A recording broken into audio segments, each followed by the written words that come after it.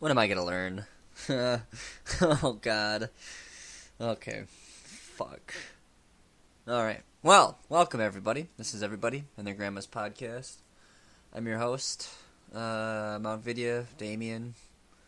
Either one works. I'm gonna be honest with you guys this week. I completely forgot that I have to do a podcast. Happy Wednesday. For those of you who still listen, it happens every now and again that I don't have a major topic this week, like always, like every week. But I can't believe I completely forgot about recording this podcast. So that's all on me. Yeah. Well, I don't know. Let's talk about the week here. Not really fired up about anything. I got over my cold though, which is always a plus. What happened with my week here? Well, I started back at a job that I had before at a different store. That was fun, and by fun I mean it was a lot of training and just boring bullshit for about 4 hours of the day, and then they gave me trial by fire back out on the registers and stuff like that, so that was fun. What else? Oh yeah, I guess this week I still have been watching a shit ton of Star Trek with all the bullshit in Digital Devil Saga, which is now finished, by the way. I actually finished it today, so maybe we'll end up talking about Digital Devil Saga and Shin Megami Tensei in sort of general, so that's done. I've gotten a shit ton of pages done. This last half of that book I've been reading has gone by pretty quickly, so I'm surprised. I'll probably read more of that tonight, and then it'll be like 1 or 2 days before I finish that up. What else did I do with my week? I went to a party. Let's talk about that. I went to a Black Christmas party. And so, for those of you who don't know, Black Christmas is not Kwanzaa, as many would think it would be, but it was actually a punk Christmas party. But I get there and nobody tells me that I was supposed to wear a band shirt, so I just wore all black and a black turtleneck. That's pretty punk, I thought. So they gave me a little shit for that, but nothing too seriously. But the big point of the party is that there was a keg there, and most college kids, I'm not a college kid anymore, obviously, but most of the college kids that I do know, and since I still am in a college town, they go nuts for kegs. I mean, who wouldn't? So I think I drank my fair share in liquor and managed to talk to some guy about, what was it, AGDQ, like I talked about with you guys last week. That was entertaining. Otherwise, it's been a pretty quiet week.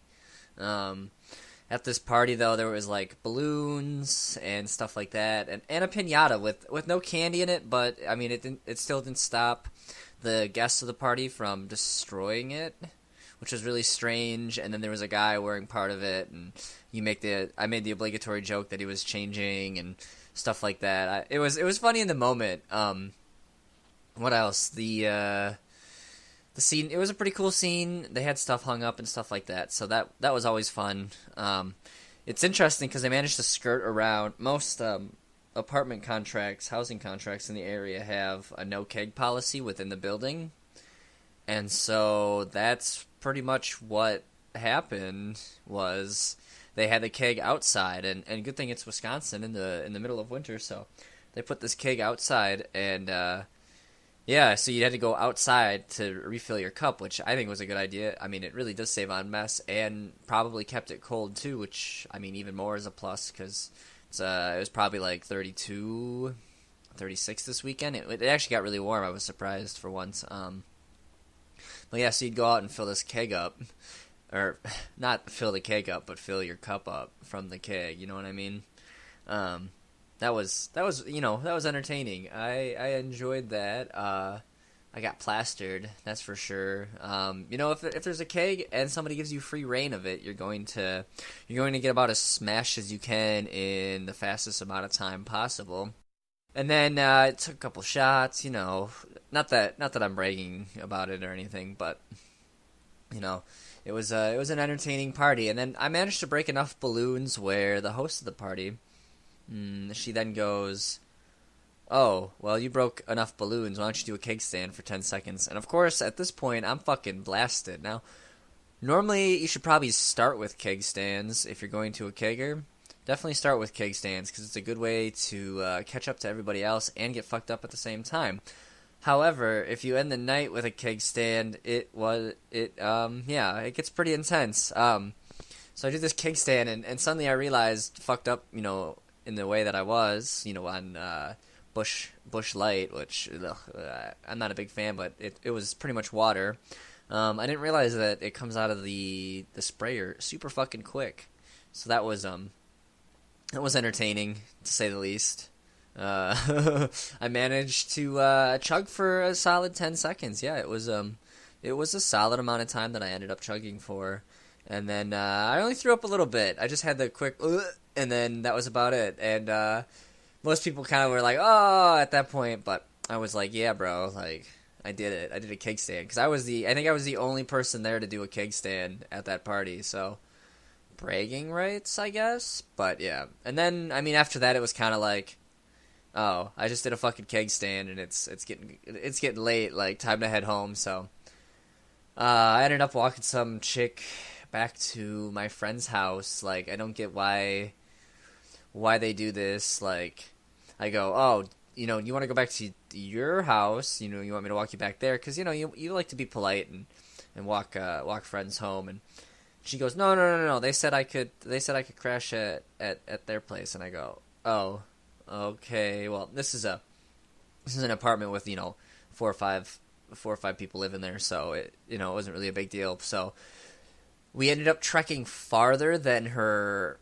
apartment, which was way closer to where the party was at than where this other apartment was. So that was interesting. And then of course everything freezes over because it was melty earlier that day, and then everything froze over. So she fell once. I definitely fell once or twice, which I mean is going to happen when you're drunk and you have to, what's the word I'm looking for? And you have to walk somebody home. So yeah, I definitely fell, and then I dropped her off there because she was, I don't know, they get like this when somebody's drunk, they get stubborn and adamant, and there's like no changing somebody's mind, and it gets fucking difficult just to like convince somebody to say, "Hey, listen, maybe it's not the best idea that you walk this far. Maybe it's better that you go to your place of residence because that would be a good idea." But no. So I've definitely been that drunk before where it's like nothing stopping me. Yeah, and then I got home and made a pizza, which I was like, "Oh, fuck yeah, pizza. I'm fucking starving. Something to drain up this alcohol with." And I ended up passing out and not remembering actually, what was it? Actually taking the pizza out when it was done. But I apparently also I wear contacts for some of you who don't know. I even took out my contacts and like threw them in the sink. They didn't even make it into the contact carrier. It was a strange night, and I guess I suffered the next day for it with just the gnarliest hangover. So I decided to grind up the last couple levels of Shin Megami Tensei Digital Devil Saga because I was at the like penultimate boss right before that.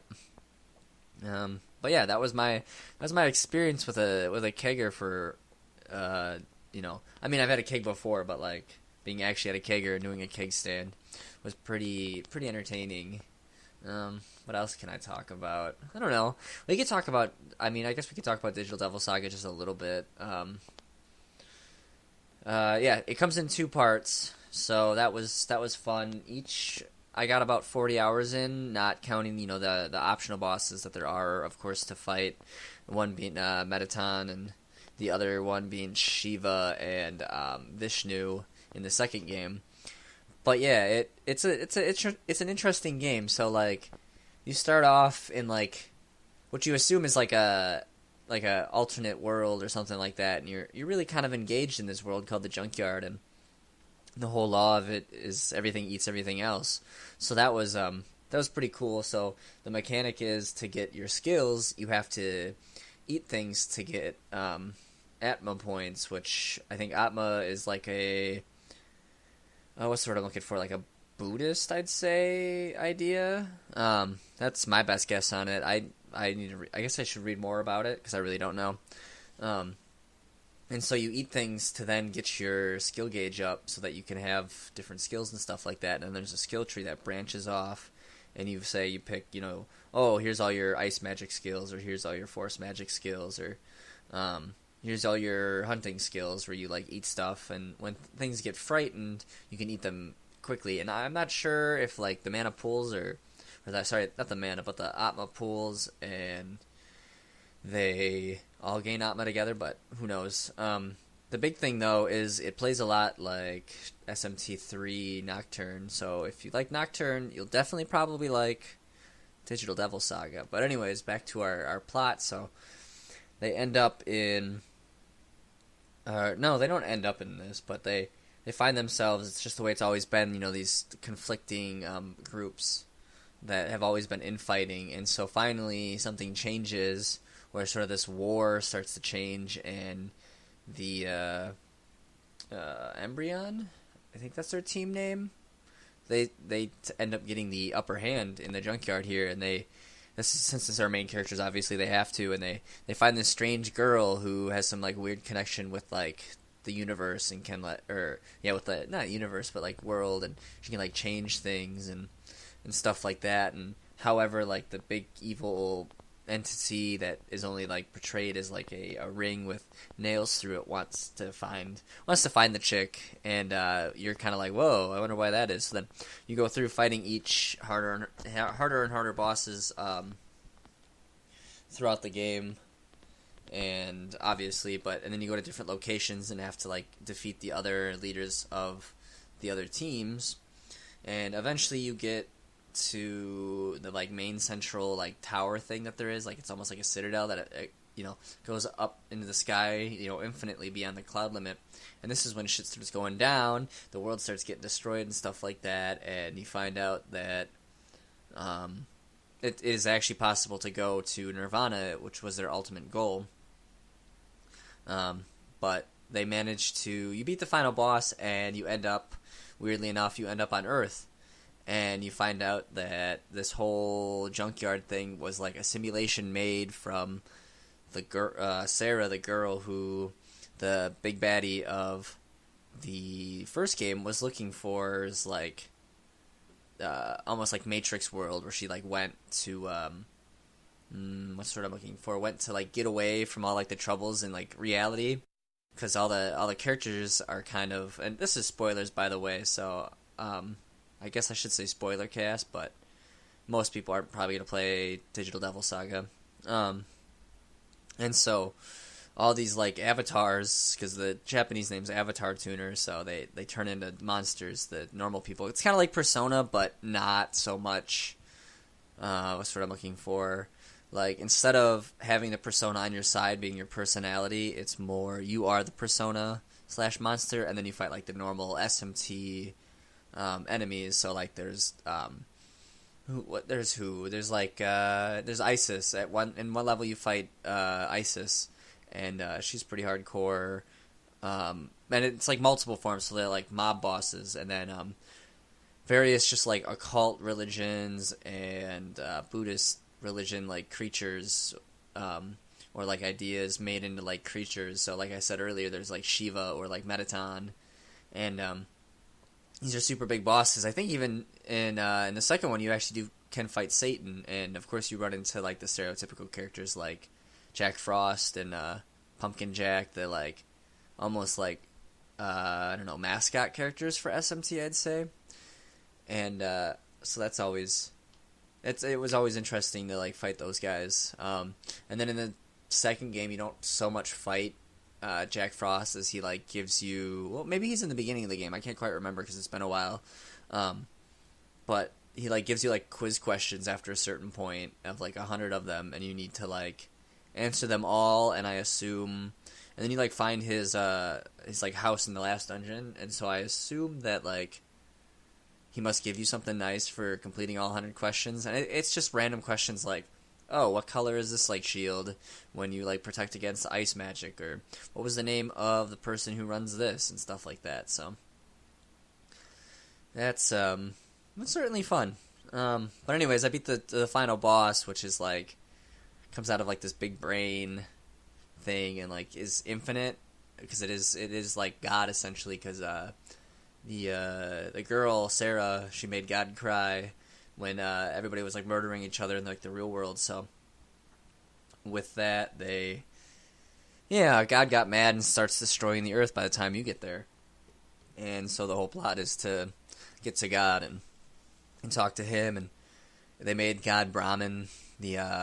He's like the creation god in Buddhism, I want to say.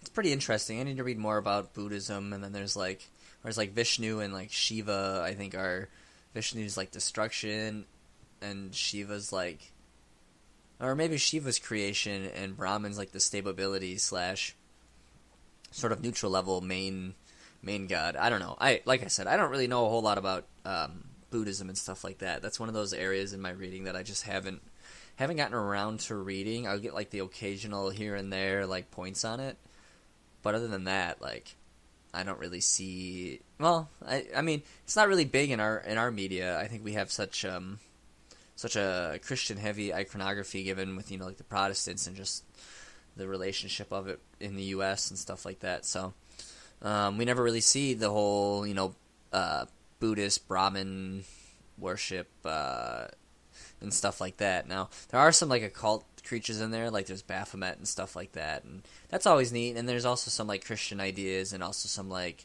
Greek gods, mixed in throughout games like that. And some of them you recognize and you go, oh, that's pretty neat.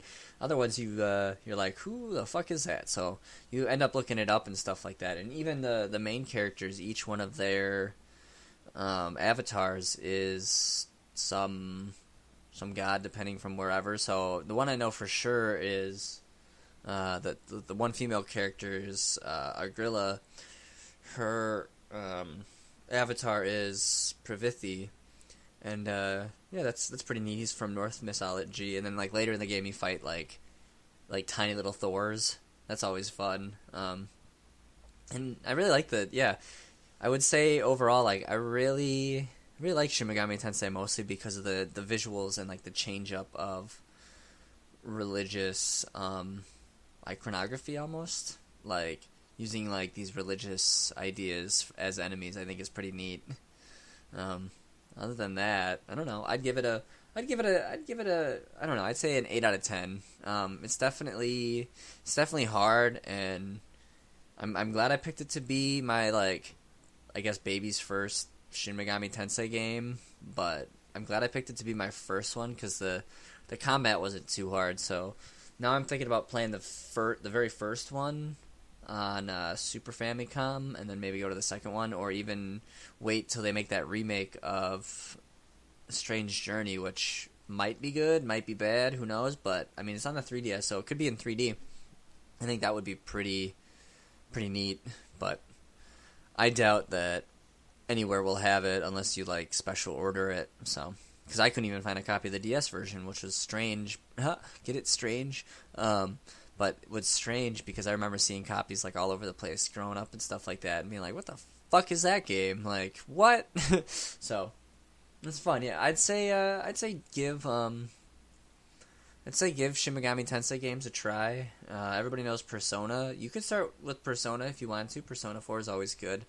But I'd say try play some of the older ones, like SMT. I'd say maybe SMT 4 could be fun, but even I think SMT 3 Nocturne is where a lot of people should start, because it's broken that layer of 2D to 3D, and so all the enemies are fully 3D rendered and stuff like that, and the storyline's pretty fucking nuts from what I've read, the world ending and stuff like that. But I don't really know. That seems to be a common theme even between the all the ones on the PlayStation 2 SMT games is that the world's ending, and so they play around with those ideas. Because there's another one where it's 1930s Japan, and there's I think that might be the one with Hitler, or maybe the Persona 2 is the one with Hitler in it. I can't remember. But yeah, so there's that, which I think is pretty funny. But I think he's more of like a side character or something like that. I'm not too sure. But yeah, give Shin Megami Tensei a try. Let's see here. I think it's gonna wrap it up. Like I said, I really didn't have a whole lot to talk about today. I hope you found my story of my drunken night interesting, and my time with Digital Devil Saga also interesting. I always say it at the end of every one of these podcasts that I should write more of the stuff down, like do game reviews and some literature reviews, and put that out in like that format. I mean, that could almost be a fun format, and then I wouldn't have to like use so much disk space up on my PC. But yeah. Anyway, I hope you guys all have a good week. You have been listening to Everybody and Their Grandma's podcast. Have a good week. Bye-bye.